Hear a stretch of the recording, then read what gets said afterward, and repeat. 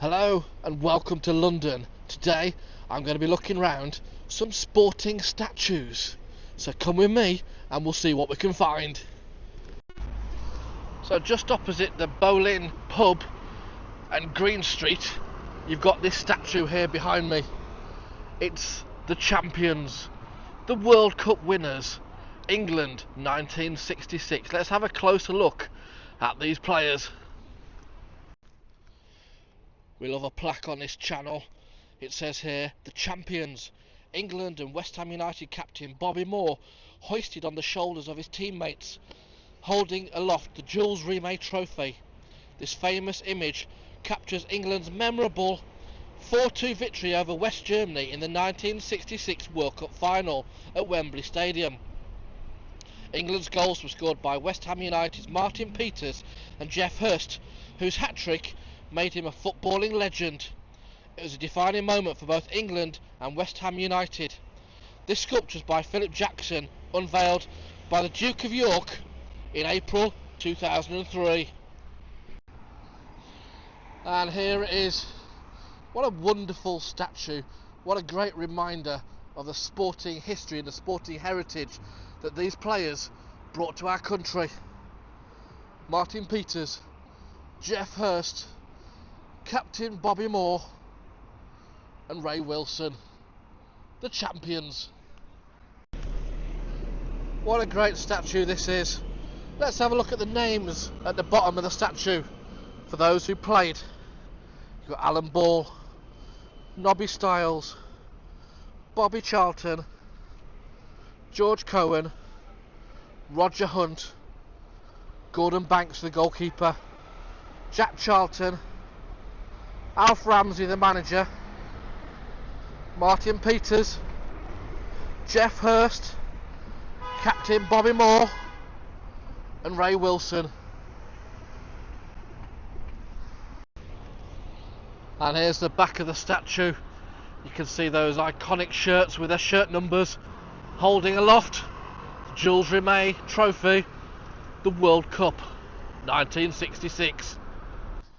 I'm now in another part of London and I've come to find a statue of the one and only player who is England's record goal scorer for the England men's football team. He's behind me here. Here is Mr. Harry Kane. So, at the Peter May Sports Centre, Harry Kane, as a little player, played for Ridgeway Rovers here at the Peter May Centre. Fast forward a bit later, he scored a debut goal against Lithuania. And then here you've got Captain Kane leading out England at Hampden Park. At the 2018 World Cup, he was the Golden Boot winner in Russia for scoring the most goals in the competition. And then here, the record breaker. It says, in comes the captain.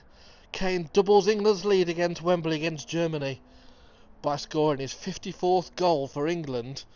Super Harry Kane, record breaker, and he's now got over 100 appearances for the England senior men's football team. 71 goals in 105 games. That's not bad, is it? Well done, Harry. And here he is, Harry Kane. Here we have the Rugby League legends. You've got Eric Ashton, Billy Boston, Alex Murphy, Gus Risman and Martin Chariots of Fire. Here they are holding the Challenge Cup aloft here at Wembley Stadium. Now let's have a look at the plaques to see more about these players. So Wembley Stadium hosted the Rugby League Challenge Cup final for the first time in 1929 when Wigan defeated Dewsbury 13 points to 2. It fast became the theatre for rugby's greatest tales of triumph and tragedy. Players became heroes, teams became legends, and supporters feel the extremes of agony and ecstasy. Stories of unbelievable feats, unforgettable matches are passed down the generations, and every time the Rugby League Challenge Cup final is played, Wembley Stadium becomes an arena where sporting dreams are realised. Eric Ashton captained Wigan to a hat-trick of cup final victories and was the first man to win the Challenge Cup as a player, coach and club chairman. Billy Boston's the greatest winger ever to emerge from Wales, winning 3 Challenge Cup finals with Wigan. Alex Murphy led St Helens, Leigh and Warrington to Wembley glory, taking centre stage as both a giant and a giant killer, and most famously when he inspired Leigh to a shock victory over Leeds in 1971. Gus Risman captained Salford to their first Challenge Cup final in 1938 and was captain-coach of Workington Town at the age of 41 when they lifted the cup in 1952. Martin Offiah won 4 Wembley finals with Wigan and scored 501 career tries, more than any other English rugby player, including a sensational 95-metre try in the 1994 final. And I was there. Next up in Statue Land is the England 1966 England men's football captain, Bobby Moore. Let's go and talk to Bobby now.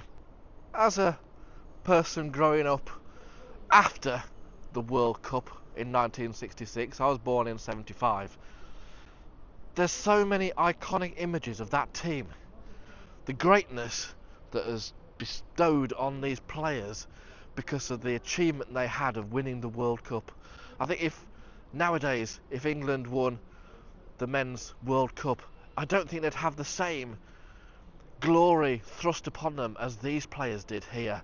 So you've got Bobby Moore here, the captain, but this is the England side here. That 1966 side that famously beat West Germany here at Wembley Stadium 4-2. And here is Bobby Moore, forever immortalised here at Wembley Stadium, the scene of his greatest hour, Bobby Moore. And on the side of the statue there's a cap that says World Championship Jules Rimet Cup 1966, and the plaque here to Bobby Moore, OBE 1941 to 1993, immaculate footballer, imperial defender, immortal hero of 1966, first Englishman to raise the World Cup aloft, favourite son of London's East End, finest legend of West Ham United, national treasure, master of Wembley, lord of the game, captain extraordinaire, gentleman for all time, Bobby Moore. What a legend, what a statue, what a venue, Wembley Stadium. Next up on my tour of statues, I've got this bloke behind me here, Tony Adams. Let's go and have a quick chat with our Tony. So here's Tony Adams. He played for Arsenal between 1983 and 2002. He was one of the best defenders the Premier League has seen in his era. He was certainly a mountain, a rock at the back for Arsenal and also for England. Tony Adams. And here we've got Arsene Wenger, one of the longest serving football managers in the Premier League era. Arsenal manager between 1996 and 2018. He won a lot. He changed football and he changed the style of football. His battles with Mourinho and Ferguson made sure he was always in the headlines. He wanted to play good football, stylish football, and wanted to make sure everything was done the Arsene Wenger way. Here you've got a statue of Dennis Bergkamp. His spectacular, stylish pose here. He played for Arsenal 1995 to 2006. Dennis Bergkamp, if you ask many Premier League players, one of the best they've ever seen here in an Arsenal shirt, playing in the Premier League. Such a great talent. In front of Celebration Corner we've got the next statue here. It is of the Frenchman Thierry Henry. Played for Arsenal 99 to 2007. A brilliant player. Looked so calm, so relaxed, so focused, so in control. That is Thierry Henry.